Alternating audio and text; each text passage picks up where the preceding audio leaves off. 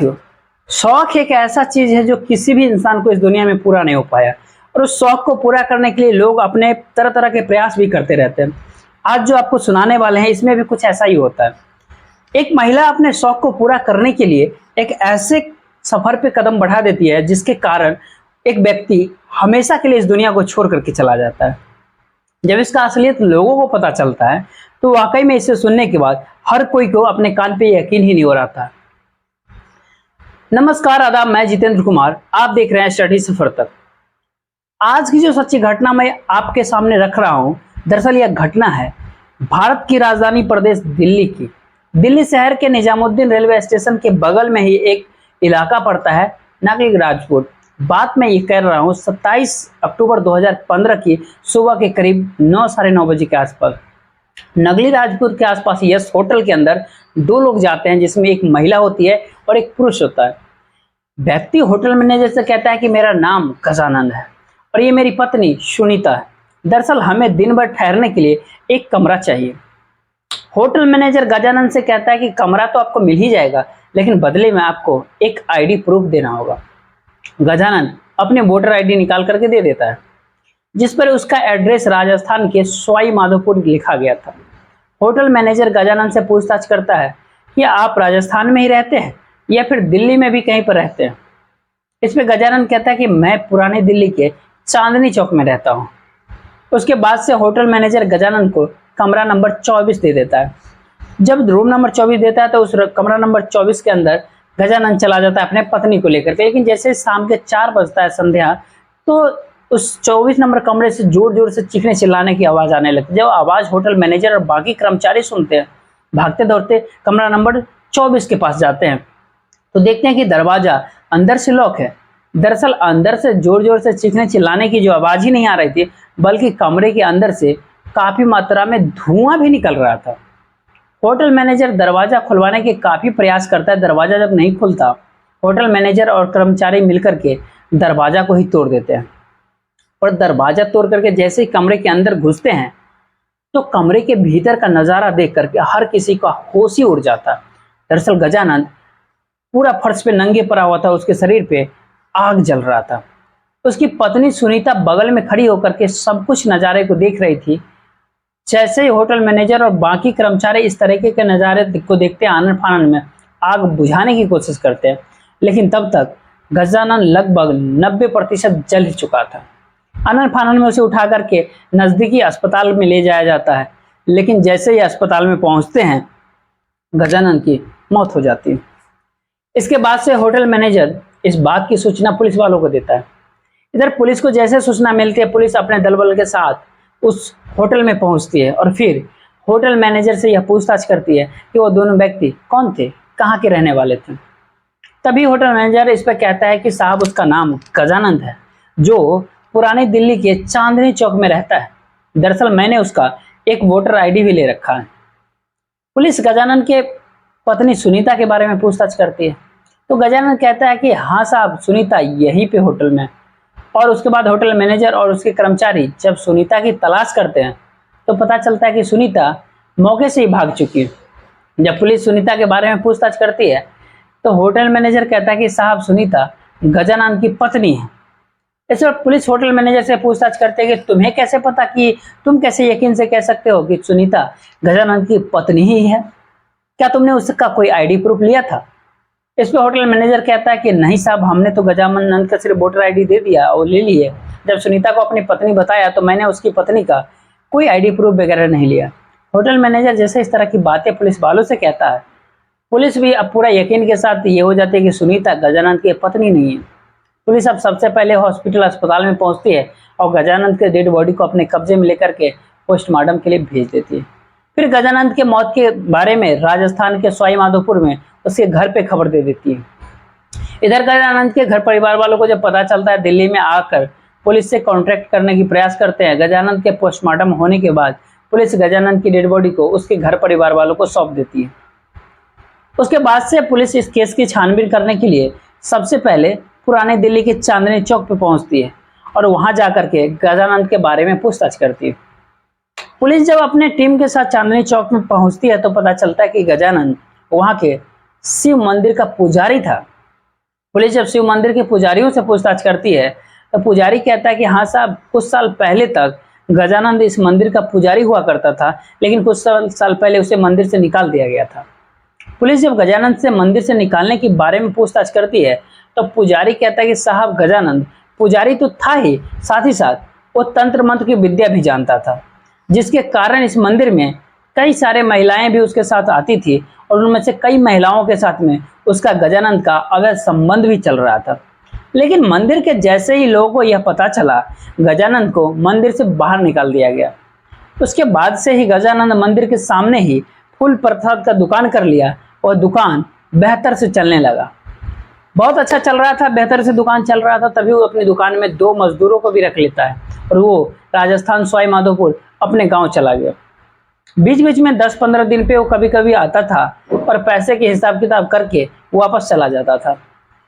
मंदिर की पुजारी जैसे इस तरह की बातें पुलिस वालों से कहता है, अब पुलिस सुनीता के बारे में पूछताछ करती है तो पुजारी कहता है कि साहब, मैं किसी सुनीता को जानता ही नहीं हूँ। पुलिस अब सुनीता के बारे में जानकारी इकट्ठा करने के लिए वो लगातार प्रयास कर रही थी। उसी होटल में जाती है उसके बाद और वहां के सीसीटीवी फुटेज को चेक करती है। उस सीसीटीवी फुटेज में सुनीता तो दिखाई दे देती है, लेकिन पुलिस के सामने सबसे बड़ा चैलेंज ये था कि इतने बड़े दिल्ली शहर में उस सुनीता को कहाँ पे ढूंढे। इसलिए पुलिस अब सुनीता के पास पहुंचने के लिए गजानंद के मोबाइल नंबर का सीडीआर निकलवाती है। सीडीआर को जैसे चेक करती है तो आखिरकार उसमें एक ऐसा नंबर मिल जाता है जिस पर गजानंद आखिरी बार बातचीत किया था। दरअसल उसका नंबर पर फोन को पुलिस को क्यों शक हो गया कि वह नंबर सुनीता का ही होगा। पुलिस उस नंबर पे फोन करती है और एक चाल चल देती है। पुलिस जब उस नंबर पे कॉल करती है और उस नंबर पर जब फोन एक महिला उठाती है, पुलिस उस महिला से कहती है कि हम इंश्योरेंस कंपनी से बात कर रहे हैं। जब आपके पास औकात नहीं थी तो आपने कार क्यों खरीदा? क्योंकि पिछले 3 महीने से लगातार आपका ईएमआई कंप्लीट ही नहीं हो रहा है। पुलिस ने जैसे इस तरह की बातें कहती है तो दरअसल महिला कहती है कि मैंने कोई कार नहीं खरीदा है। इसमें पुलिस वाला कहता है कि इस महिला से कि क्या आप रुखसार बोल रही हैं? उधर से महिला जब जवाब देती है कि जी नहीं, मैं रुखसार नहीं, मैं सुनीता बोल रही हूँ। और इतनी सी बात का कह करके सुनीता फोन काट देती है। इधर पुलिस को अब पूरा यकीन हो जाता है कि वो नंबर सुनीता का ही है।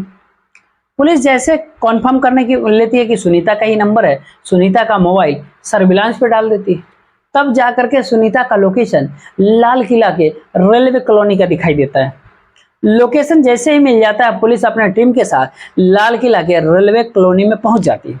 लेकिन जैसे ही पुलिस वहां पे पहुंचती है तो आस पड़ोस के लोगों से यह पता चल जाता है कि सुनीता अपने पति के साथ रेलवे के सरकारी क्वार्टर में रहती तो थी, लेकिन कुछ साल पहले ही अपना कमरा खाली करके नोएडा चली। पुलिस जब सुनीता का नोएडा का एड्रेस पूछताछ करती है तो आस पड़ोस के लोग, हर व्यक्ति एक ही सवाल था कि हमें नहीं मालूम कि सुनीता नोएडा में कहाँ पर रहती है। उसके बाद से पुलिस जब सुनीता के मोबाइल का लोकेशन चेक करती है तो नोएडा के सेक्टर 29 का दिखाई देता है उसका लोकेशन। जैसे सेक्टर 29 का लोकेशन मिलता है वैसे पुलिस अपने टीम के साथ नोएडा सेक्टर 29 में पहुंच जाती है और एक घर से सुनीता को अपने कब्जे में ले लेती है और फिर सुनीता से गजानंद की हत्या के बारे में पूरी पूछताछ करती है। सुनीता रोते हुए पुलिस वालों के जवाब देती है कि दरअसल गजानंद ने अपने शरीर में खुद ही आग लगा लिया था। दरअसल गजानंद के साथ में पिछले कई सालों से मेरा अवैध संबंध चल रहा था, लेकिन गजानंद मेरे से शादी करने का दबाव डालने लगा। मैं ऑलरेडी शादीशुदा ही नहीं हूँ, बल्कि मेरे 2 बच्चे भी है। 27 अक्टूबर को उसने मुझसे मिलने के लिए कहा। मैं जब उससे मिलने के लिए होटल के अंदर गया, उस होटल में हम दोनों के बीच में पहले संबंध बना, लेकिन जैसे ही संबंध से हम लोग फ्री हुए उसके बाद से गजानंद फिर से मेरे ऊपर शादी का दबाव डालने लगा। लेकिन जब मैंने शादी करने से बिल्कुल इनकार कर दिया तो उसने अपने शरीर पर पेट्रोल डाल दिया। और दरअसल गजानंद अपने शरीर के तहत पहले से ही 2 लीटर पेट्रोल लेकर के आया हुआ था। वो पेट्रोल अपने शरीर पर डाल करके मुझे डराने की कोशिश कर रहा था, लेकिन जब मैं नहीं डरी तो उसने वाकई में अपने शरीर में आग लगा लिया। और सुनीता जैसे इस तरह की बातें पुलिस वालों से कहती है, पुलिस को सुनीता के बातों पे यकीन ही नहीं होता है। इसीलिए पुलिस अब सुनीता के साथ में शक्ति से पेश आना शुरू हो जाती है। पुलिस जैसे अपनी शक्ति दिखाना शुरू करती है, आखिरकार सुनीता मजबूर होकर के अपनी पूरी सच्चाई को कबूल कर लेती है। इस कहानी की शुरुआत होती है लगभग 13 साल पहले। 13 वर्ष पहले सुनीता की शादी विनोद कुमार से होती है। सुनीता जो कि बिहार के पटना जिले के रहने वाले, पटना राजधानी, जहां विनोद कुमार निजामुद्दीन रेलवे स्टेशन में काम करता था, इसीलिए लाल किले के रेलवे कॉलोनी में उसे एक सरकारी क्वार्टर फ्लैट भी मिल जाता है। विनोद अपनी पत्नी सुनीता के साथ ही बड़ी खुशहाल तरीके से जीवन को जी रहा था। जैसे ही कुछ सालों का समय गुजरता है, सुनीता के 2 बच्चे भी होते हैं।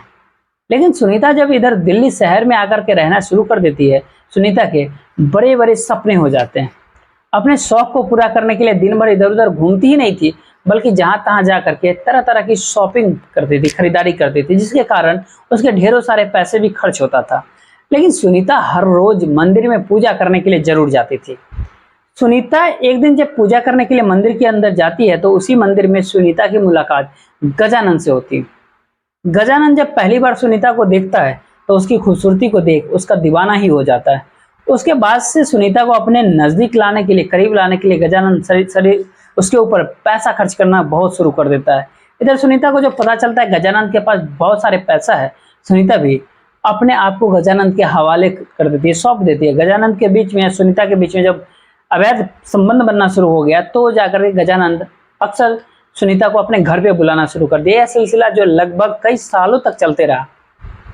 लेकिन मंदिर के लोगों को जब यह पता चलता है कि गजानंद का कई महिलाओं के साथ अवैध संबंध चल रहा है, मंदिर के जो लोग थे वो गजानंद को अपने मंदिर से ही बाहर निकाल देते हैं। उसके बाद से गजानंद राजस्थान सवाई माधोपुर अपने गांव चला जाता है।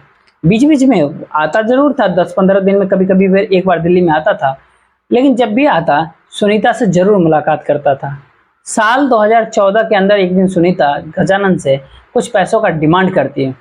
दरअसल साल 2014 में गजानंद अपने पैतृक गांव में एक प्लॉट 25 लाख में बेचा था, जिसमें से 10 लाख कर्जा सुनीता को दे देता है। पर जैसे ही दोनों का प्रेम संबंध का जो सफर 8 साल तक जाता है, इधर गजानंद का भी सुनीता से मन ही भर जाता है। अब गजानंद सुनीता से अपना 10 लाख रुपया वापस मांगता है। सुनीता उस पैसे को लौटाना ही नहीं चाहती थी। इसको लेकर के गजानंद सुनीता के पास में कई बार कॉल करता है, लेकिन सुनीता हर बार उसे टाल ही देती थी। जब गजानंद को यह पता चल जाता है कि सुनीता उसे पैसा वापस नहीं करने वाली है, गजानंद सुनीता को ब्लैकमेल करता है। दरअसल गजानंद और सुनीता के बीच में जब अवैध संबंध बन ही रहा था, उस पल का कुछ वीडियोज और फोटो गजानंद अपने मोबाइल में कैप्चर कर लिया था। जब इस तरह की गजानंद वीडियो बना लिया था, तब कहा अगर तुमने 10 लाख रुपए नहीं दिया तो इस सारा वीडियो फोटो तुम्हारे पति को भेज दूंगा। जैसे इस तरह की बातें, वीडियोज और फोटो के बारे में सुनीता से कहता है गजानंद, सुनीता एकदम से इससे घबरा जाती है। सुनीता का अपना दुनिया उजड़ता हुआ अपने नजरों के सामने ही दिखाई देने लगता है। सुनीता को लगता है कि शायद गजानंद के वजह से ही इस पूरी दुनिया खराब होने वाली है। इसीलिए आनन फानन में ही सुनीता गजानंद को इस दुनिया से हटाने का तय कर देती है और फिर जाकर के गजानंद को इस दुनिया से हटाने के लिए एक षड्यंत्र बनाती है। 25 अक्टूबर 2015 को गजानंद के नंबर पर कॉल करती है और कहती है कि तुम मुझसे मिलने के लिए आ जाओ, मैं तुम्हें 10 लाख रुपया दे देती हूँ।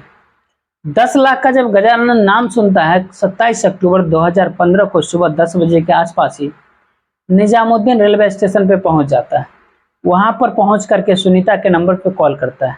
सुनीता जो है गजानंद से जब मिलने के लिए रेलवे स्टेशन पे पहुंचती है, तो अपने षड्यंत्र के तहत ही वो कहती है कि अब तुम्हारे यहाँ से ट्रेन रात्रि के 9 बजे में मिलेगा, क्यों ना जाने से पहले एक बार हम दोनों का फिर से मुलाकात हो जाए। गजानंद भी सुनीता के बातों में आ जाता है और फिर जाकर के दोनों यस होटल में अंदर जाते हैं और जाकर के कमरा नंबर 24 को बुक करते हैं। उस होटल में पहुंचने के बाद दोनों के बीच में पहले संबंध बनता है, पर जैसे अपना संबंध से वो फ्री होते हैं, गजानंद 10 लाख रुपए की डिमांड कर देता है सुनीता से। सुनीता गजानंद से कहती है कि मैं पिछले 8-10 सालों से तुम्हारी सारी शौक को पूरा करती हूँ, बेहतर है कि तुम अब उस 10 लाख रुपया को भूल जाओ।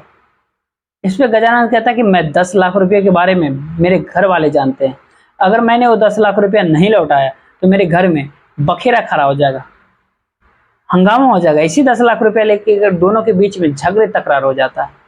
जब झगड़े होने लगता है तो सुनीता अपने षड्यंत्र के तहत 2 लीटर पेट्रोल पहले ही लेकर के गई थी। जब गजानंद सुनीता की बात नहीं मानते, आखिरकार सुनीता वह पेट्रोल गजानंद के शरीर पर छिड़क देती है और फिर उस पर आग लगा देती है। गजानंद जब चीखने चिल्लाना शुरू कर देता है, होटल के कर्मचारी जब जाकर के दरवाजा तोड़ते हैं, उसे कैसे भी बुझा करके अस्पताल में तो पहुंचा ही देते हैं, लेकिन इस गजानंद को लेकर के जब वो अस्पताल के अंदर जाते हैं, सुनीता मौके से ही भाग जाती है। वाकई में सुनीता जब इस पूरी कहानी को पुलिस वालों को कहती है, बताती है, तो सुनीता के तहरीर पे अगले दिन ही जिला अदालत के अंदर उसे पेश करती है और फिर उसे जेल भेज देती है। दोस्तों, इस पूरी कहानी को सुनाने का उद्देश्य आपको परेशान करना नहीं था, आपका दिल दुखाना नहीं था, आपको डराना नहीं था, बल्कि आपको बताना था, जताना था कि आप जहां भी रहे सुरक्षित रहे, खुश रहे, खुशहाल रखे अपनों को। जय हिंद।